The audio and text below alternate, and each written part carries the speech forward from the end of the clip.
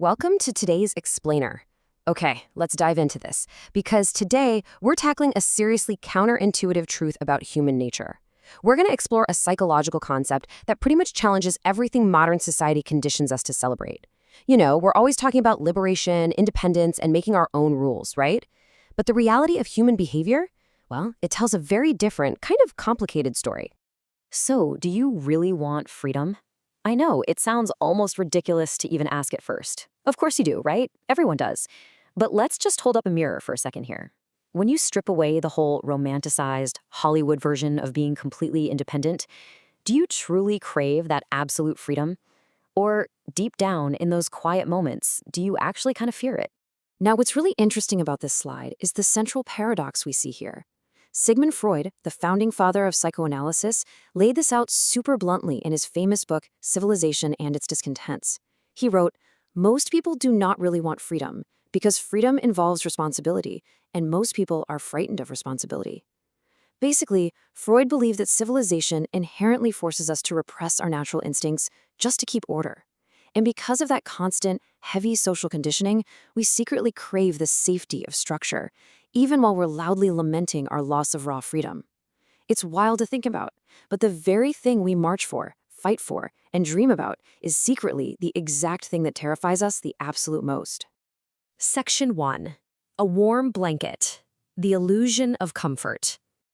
To understand why we have this fear, we really need to look at how we naturally seek out psychological safety. Just look at the contrast here. We instinctively gravitate toward the safety of external rules and structures where someone else is making the calls for us. Think about climbing a strict corporate ladder, for instance. You know exactly what's required to get to that next rung, right? The path is entirely predetermined. Having those expectations placed on you acts exactly like a warm blanket on a cold night. When society, or an employer, or just an established set of rules dictates your path, that crushing burden of having to actually make your own choices, it's entirely removed from your shoulders. Easy, right? I mean, honestly, who wouldn't want that?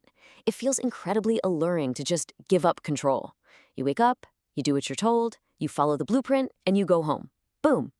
There is a profound, almost seductive effortlessness in letting someone else take the wheel of your life, so you can just kick back and be a passenger. But that cozy illusion can really only protect you for so long.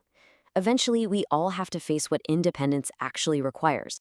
Which brings us to Section 2, the weight of choice, the reality of responsibility. Taking on true responsibility isn't just some abstract, noble idea floating around out there.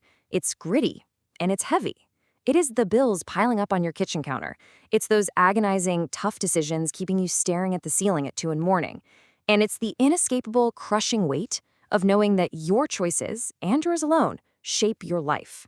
If you are truly free, there's no safety net. If you fall, it's 100% on you. And realizing there is no safety net is often the exact psychological breaking point where people just immediately retreat right back to the safety of their warm blankets. So the crucial question is, what happens when that terrifying reality of life-shaping choices becomes a little too much to handle? Section 3, the blame game, or default defense mechanism. Well, our minds desperately need an escape hatch. When things go wrong, looking inward is incredibly painful. So we default to the absolute easiest psychological path available to us. It's simply easier to blame someone or something else. It's ironic, but let's be real, it is deeply satisfying to point the finger outward instead of looking inward at our own messes. It's a quick fix. It temporarily relieves that immense, crushing pressure of autonomy. We've all got our favorite targets, right? Number 1, the boss. They just don't recognize my talent. Number 2, the traffic. That's why I'm late, obviously. It has absolutely nothing to do with my terrible time management. Number 3, the system. It's all rigged against me anyway. Which, let's be honest, is also a remarkably convenient excuse for why I skipped the gym this morning. And this brilliantly illustrates how we completely avoid ownership. These classic scapegoats literally become our armor. Because as long as it's the traffic's fault, or the boss's fault, you are perfectly safe from the terrifying burden of having to actually change your own behavior. But blaming the world around you, that's never going to get you where you actually want to go. That leads us to Section 4, charting a new course, the ultimate choice. This brings us to our final realization. This is exactly where we have to bring the hammer down on the reality of autonomy. You have to step out of that comfortable victimhood, choose to take ownership, and chart a new course. You've got to throw off that warm blanket, look straight at those piling bills and those really tough decisions, and say, okay, this is mine to fix. Now, this matters because while taking complete ownership over your life is demanding and, frankly, terrifying, it is absolutely the only true path to genuine self-actualization. You simply cannot become who you are meant to be while letting someone else drive the car. So I leave you with this final thought to deeply ponder today. Knowing the true, gritty cost of independence, will you chart a new course, or will you stay under the blanket? The choice, with all its beautiful and terrifying responsibility, is entirely yours. Thanks for exploring this with me, and I'll catch you on the next explainer.